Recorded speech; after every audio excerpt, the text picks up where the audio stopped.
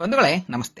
ಇವತ್ತು ನಾವು ನೋಡ್ತಾ ಇರ್ತಕ್ಕಂಥ ಒಂದು ಪುಣ್ಯ ಕ್ಷೇತ್ರ ಗುರು ಗದ್ದಿಗೇಶ್ವರ ಸ್ವಾಮಿ ಐಕ್ಯ ಸನ್ನಿಧಿ ಕುಲಂಬಿ. ಭತ್ತದ ಕಣಜ ಎಂದೇ ಖ್ಯಾತಿಯಾಗಿರ್ತಕ್ಕಂಥ ದಾವಣಗೆರೆ ಜಿಲ್ಲೆ ಹೊನ್ನಾಳಿ ತಾಲೂಕಿನಲ್ಲಿ ಬರ್ತಕ್ಕಂಥ ಈ ಪುಣ್ಯ ಕ್ಷೇತ್ರ ನೂರಾರು ವರ್ಷಗಳ ಪೌರಾಣಿಕ ಮತ್ತು ಐತಿಹಾಸಿಕ ಹಿನ್ನೆಲೆಯನ್ನು ಹೊಂದಿದೆ. ನೂರಾರು ವರ್ಷಗಳ ಹಿಂದೆ ಗುರು ಗದ್ದಿಗೇಶ್ವರ ಮಹಾಸ್ವಾಮಿಗಳು ತಮ್ಮ ಲೋಕ ಸಂಚಾರವನ್ನೆಲ್ಲ ಮುಗಿಸಿ ತಮ್ಮ ಸ್ವ ಇಚ್ಛೆಯಂತೆ ಈ ಕ್ಷೇತ್ರದಲ್ಲಿ ಬಂದು ಜೀವಂತ ಸಮಾಧಿಯಾಗುತ್ತಾರೆ. ಅಂದಿನಿಂದ ಇಂದಿನವರೆಗೂ ಕೋಟ್ಯಾಂತರ ಭಕ್ತರ ಕಷ್ಟ ಕಾರ್ಪಣ್ಯಗಳನ್ನೆಲ್ಲ ನೀಗಿಸಿ ಇವರ ಈ ಜೀವಂತ ದೈವಿಕ ಅಸ್ತಿತ್ವವನ್ನು ಇಂದಿಗೂ ನಿರೂಪಿಸುತ್ತಿದ್ದಾರೆ. ಈ ದೇವಸ್ಥಾನದ ಗರ್ಭಗುಡಿಯನ್ನ ನೋಡಿದ ಎಂತಹ ಭಕ್ತನಾದರೂ ಆ ಭಕ್ತಿಗೆ ಶರಣಾಗದೆ ಇರಲಾರನು. ಈ ದೇವಸ್ಥಾನದ ಈ ಶಿಲಾ ಕೆತ್ತನೆಗಳನ್ನು ನೋಡಿದರೆ ಎಂತಹ ದಡ್ಡನಿಗೂ ಇಲ್ಲಿನ ಸ್ಥಳ ಪುರಾಣ ಅಥವಾ ಸ್ಥಳದ ಇತಿಹಾಸದ ಬಗ್ಗೆ ಅರಿವು ಮೂಡದೆ ಇರಲಾರದು. ಹಾಗೆ ಈ ಸನ್ನಿಧಾನಕ್ಕೆ ಬಂದು ಭಕ್ತಿಯಿಂದ ಕೈ ಮುಗಿದವರಿಗೆ ಯಾವ ಕಷ್ಟ ಕಾರ್ಪಣ್ಯಗಳು ಇರಲಾರವು.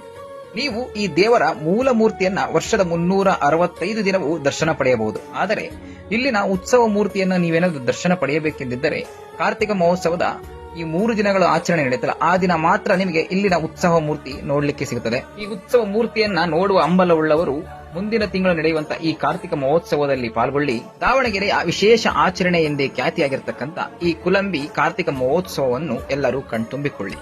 ಈ ಕ್ಷೇತ್ರದ ಇನ್ನೊಂದು ವಿಶೇಷ ಆಚರಣೆ ಅಂದ್ರೆ ಅದು ಸರಳ ಮತ್ತು ಉಚಿತ ಸಾಮೂಹಿಕ ವಿವಾಹ.